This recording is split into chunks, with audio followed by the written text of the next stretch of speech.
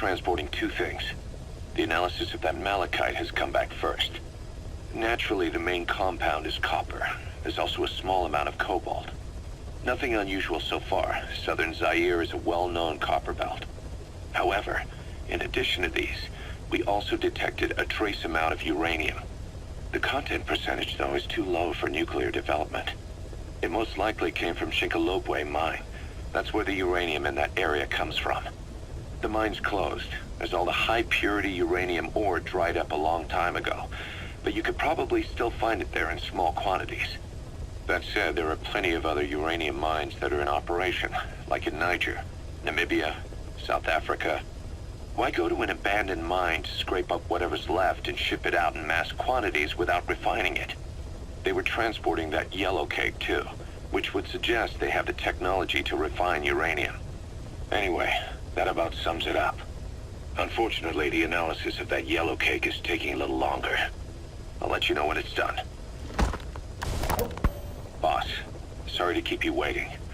We finally finished analyzing that yellow cake Cipher was moving. There was nothing unusual about the composition of the yellow cake itself. Most of it was oxidized uranium, with the rest being impurities, various metals as well as traces of organic matter. What's interesting is the composition of these impurities. When we checked them against the impurities found in the copper ore, it was clear the yellow cake didn't come from Shinkolobwe, meaning they went to the trouble of mining two sources of uranium, then transported them together in different states. Another thing, we detected a very thin layer of highly enriched uranium in the middle of the yellow cake. Now that is very interesting. It may not be a lot, but it points to the existence of uranium-enriching technology. After all, yellow cake can't naturally produce highly enriched uranium. If they could mass produce this, they'd be just one step away from a gun barrel-type nuclear bomb. But uranium enrichment requires advanced technology and a large-scale facility. If that kind of place existed in Zaire, the Soviet Union wouldn't sit idly by. And there's another question. Where were they transporting the yellow cake and malachite uranium? The first place that comes to mind is South Africa. The government was supposed to have abandoned nuclear weapons development after caving to international pressure. But rumors persist that it's continued in secret. Plus, ZRS were escorting the truck, and they're based out of South Africa. And then South Africa does have an abandoned test site. If Cipher's involved with nuclear development in South Africa, but how would that fit with their weapon to surpass Metal Gear? We need more information. Shinkolobwe. There's a name I haven't heard in a while.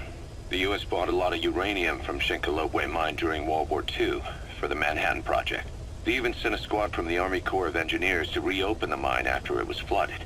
That's how good its uranium must have been. With that, the world's first nuclear test was a success. Shinkolobwe uranium might have been used in the Hiroshima and Nagasaki bombs too. Just hearing its name is like seeing all the phantoms of the war rise up to haunt us. But all the uranium's dried up, and the mine's been closed for years. So someone reopened it. Right. Zero-risk security seized control of the area and were forcing locals to work in it.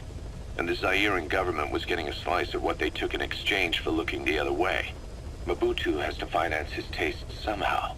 He'll gladly sell the rights to some old mine. The question is, why would zero-risk security do this kind of thing? Or rather, why were their employers, Cipher, interested in an abandoned mine? They'd be getting trace amounts of uranium, yet to the naked eye it appears to be ordinary malachite, meaning security would be lax. Not a very efficient way of obtaining it, but easier to move. But how would they enrich it at its destination? Did the yellow cake really have a layer of highly enriched uranium in it? Having trouble believing it? No. If they say it's real, then it's real. In which case, they might have some enrichment method that we don't know about. And this was to test it out? It's possible. And that would mean it's almost complete.